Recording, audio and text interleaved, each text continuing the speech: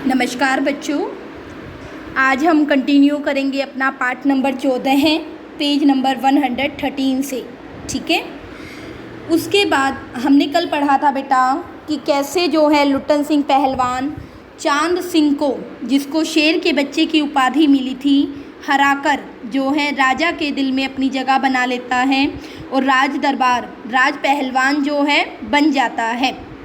ठीक है, उसके बाद जो है बेटा, क्योंकि राजा की स्नेह दृष्टि और जो है उसका भोजन, पौष्टिक भोजन उसे मिलने लगा राज पहलवान बनने के बाद, और व्यायाम के कारण जो उसकी प्रसिद्धि थी उसमें क्या लग गए, 4 चांद लग गए। वो और अधिक, मतलब उसकी शान जो थी वो और अधिक बढ़ गई और धीरे धीरे उसने जो है जितने भी प्रसिद्धि नामी पहलवान थे, पहला इसमें चांद सिंह पहलवान के बारे में बताया गया है जो पंजाब का था, जिसके गुरु था बादल सिंह, और दूसरा इसमें बताया है काले खां का, कि जो एक मशहूर पहलवान माना जाता था।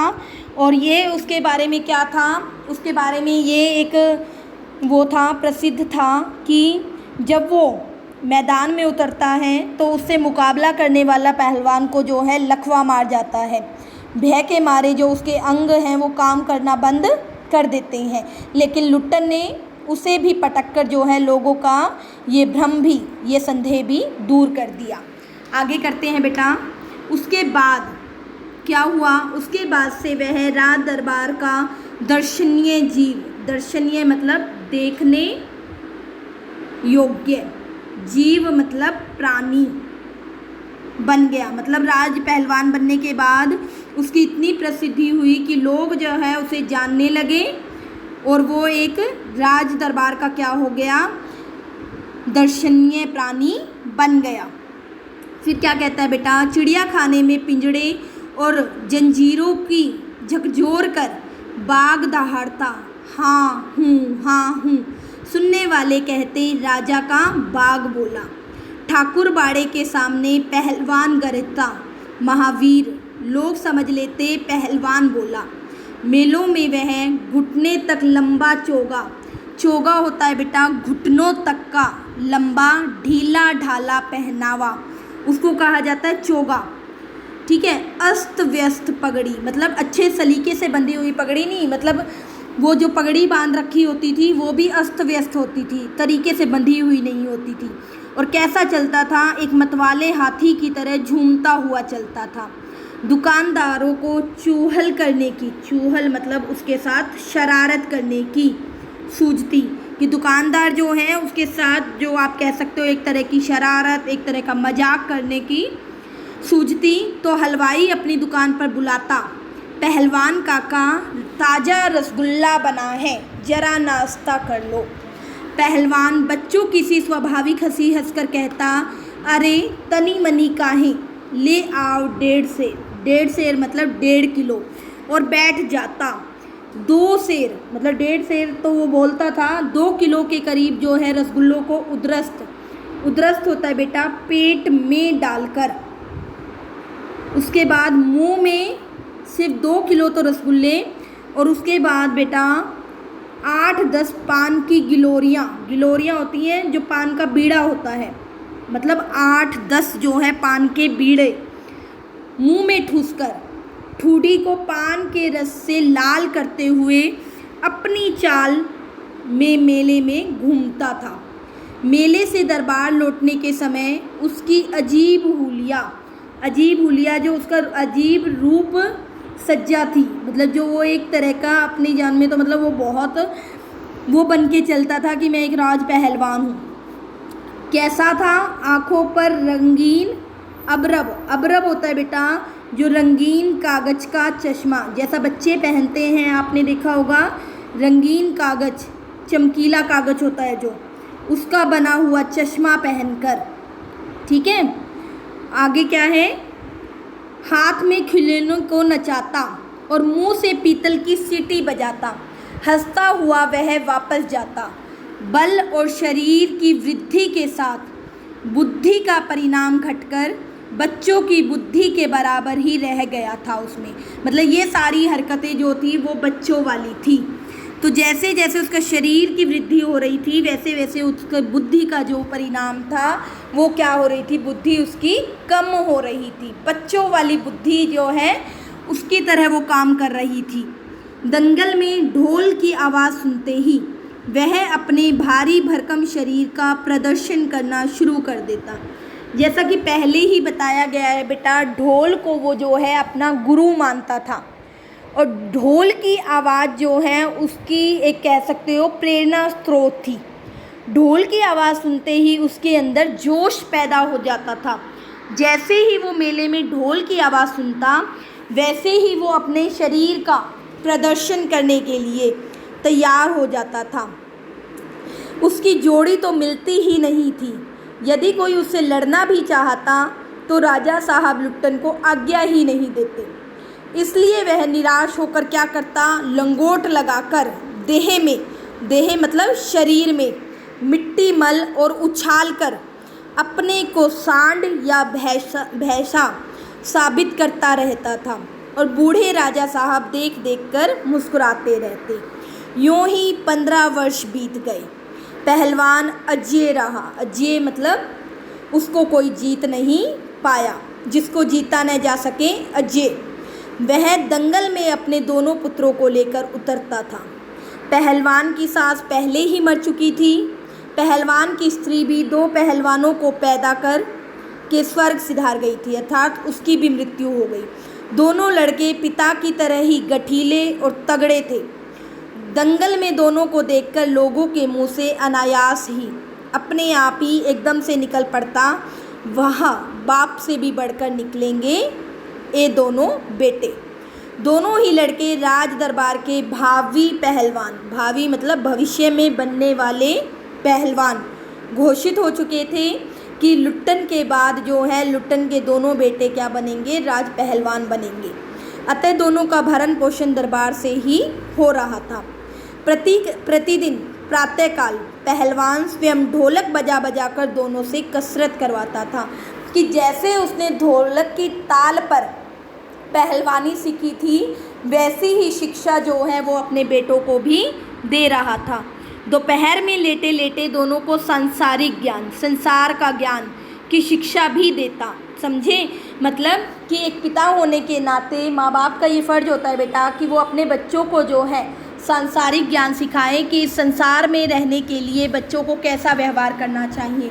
तो लुट्टन सिंह दोपहर में लेटे लेटे ये काम करता था। ढोलक की आवाज़ पर पूरा ध्यान देना।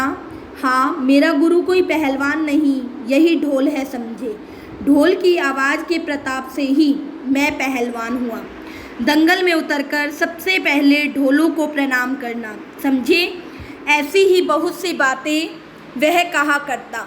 फिर मालिक को कैसे खुश रखा जाता है, कब कैसा व्यवहार करना चाहिए आदि की शिक्षा वह नित्य दिया करता। कि मतलब ये वो चीज़ें बताई बेटा कि वो कौन सी शिक्षा जो है अपने बेटों को मतलब यहाँ से कि कैसे मतलब वो अपने बेटों को पहलवान बनाने के लिए कौन सी शिक्षा देता था, क्या बातें समझाता था, एक पिता होने के नाते मतलब कैसे वो अपना कर्तव्य पूरा कर रहा था। इस स्टैंजा के अंदर आपका वो क्वेश्चन बन जाएंगे, ठीक है। किंतु उसकी शिक्षा दीक्षा क्या रह गई, सबकी किराए पर एक दिन पानी फिर गया। पानी फिरना मतलब होता है बेटा सब कुछ समाप्त हो जाना। क्यों समाप्त हो गया, क्योंकि वृद्ध राजा मर गया। किंतु उसकी शिक्षा दीक्षा सब किए किराए पर क्या हुआ, पानी फिर गया।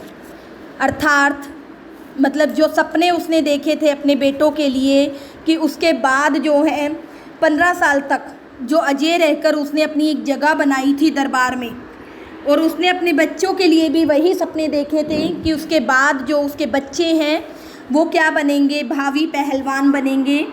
वो सारे सपने क्या हैं, अचानक से राजा की मृत्यु के बाद टूट गए।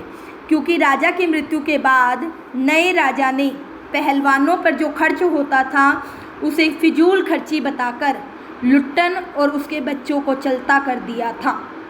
और एक कारण क्या था, क्यों मतलब उसका जो राज्याश्रय था, मतलब राज्याश्रय मतलब राज्य में जो उसका आश्रय था वो क्यों ख़त्म हो गया, क्योंकि जो नया पहलवान था, जो राजा श्यामानंद थे, वो तो बेटा दंगल और शिकार के शौकीन थे, ठीक है। और जो नया राजा था वो किसका शौकीन था?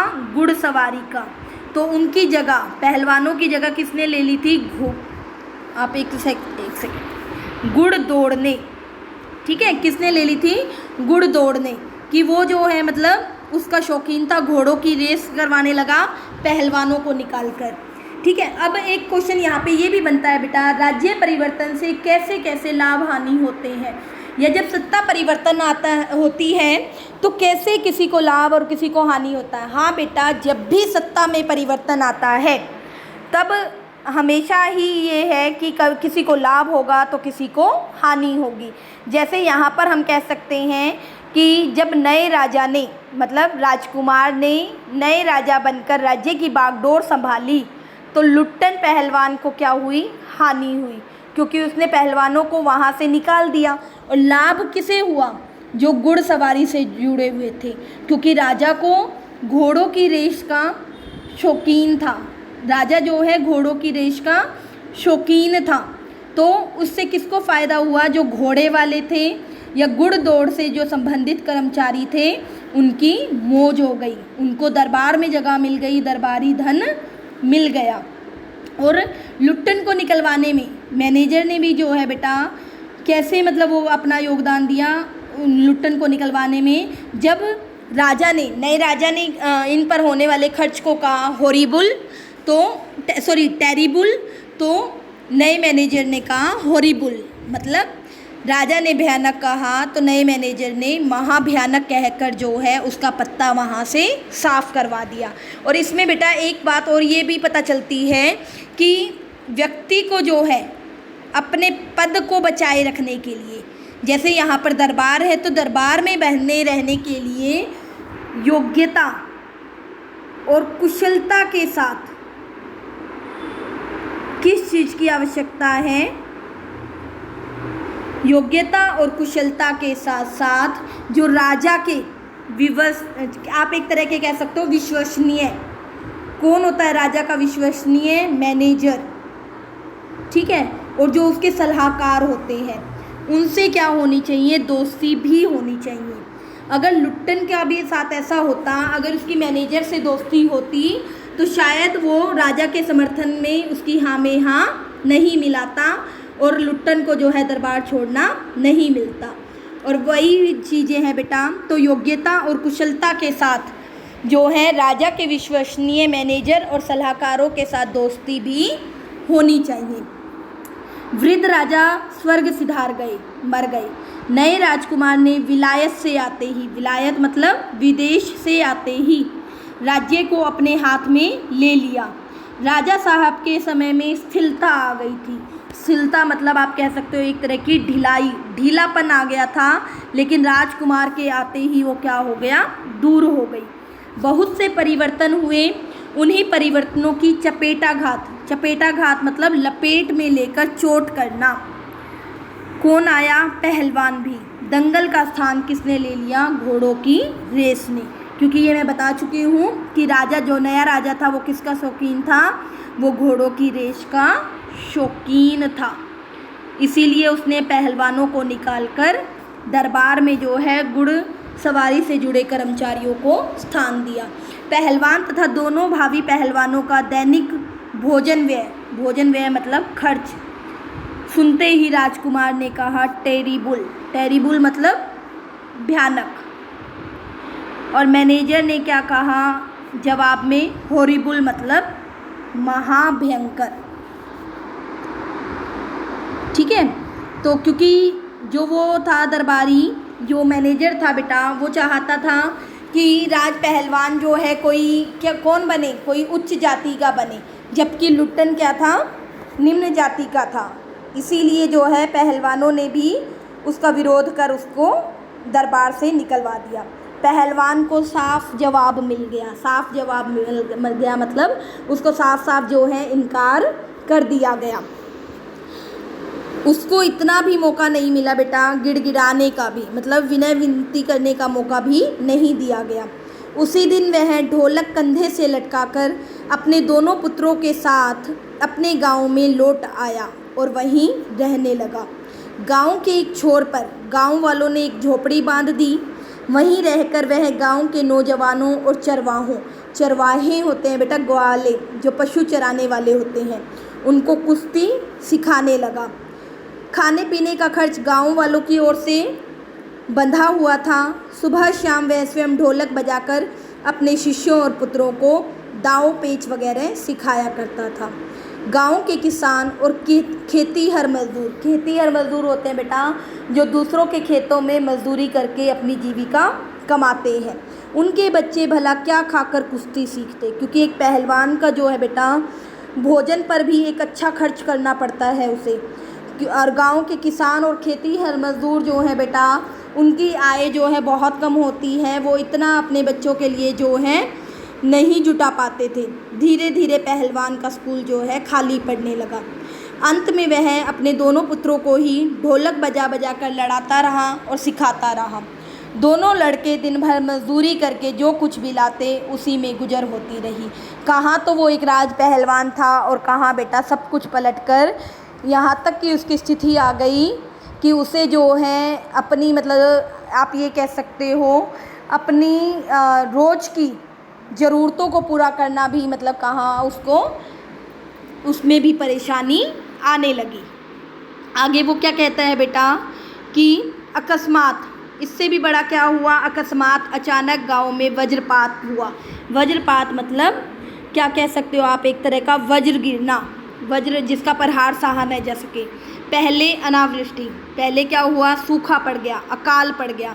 फिर अन्न की कमी, और उस पर भी क्या हुआ, मलेरिया और हैजे ने मिलकर गाँव को भुनना शुरू कर दिया। गाँव में जो है तकलीफ़ों को मतलब बढ़ाना शुरू कर दिया। गाँव प्राय सुना हो चला था, घर के घर खाली पड़ गए थे। रोज़ 2-3 लाशें उठने लगी, लोगों में खलबली मचने लगी। दिन में तो कलरव, हाहाकार और हृदय विदारक दिल को हिलाने वाला रोना पीटना, और के बावजूद भी लोगों के चेहरे पर कुछ प्रभा, कुछ ज्योति जो है वो दिखाई देती थी। शायद सूर्य के प्रकाश में सूर्योदय होते ही लोग काकते कूकते कराते होता है बेटा, सूखी खांसी खांसते हुए, ठीक है, सूखी खांसी करहाते मतलब खांसते हुए अपने अपने घरों से बाहर निकलते और क्या करते थे, अपने पड़ोसियों और आत्मियों को, जो अपने प्यारे थे, उनको दिलासा देते थे, सांत्वना देते थे।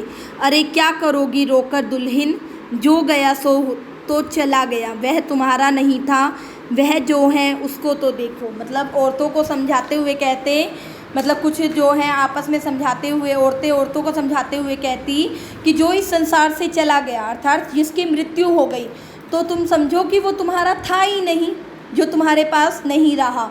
और जो तुम्हारे पास है, अर्थात तुम्हें जो है उनकी चिंता करनी चाहिए, अपने भविष्य की चिंता करनी चाहिए।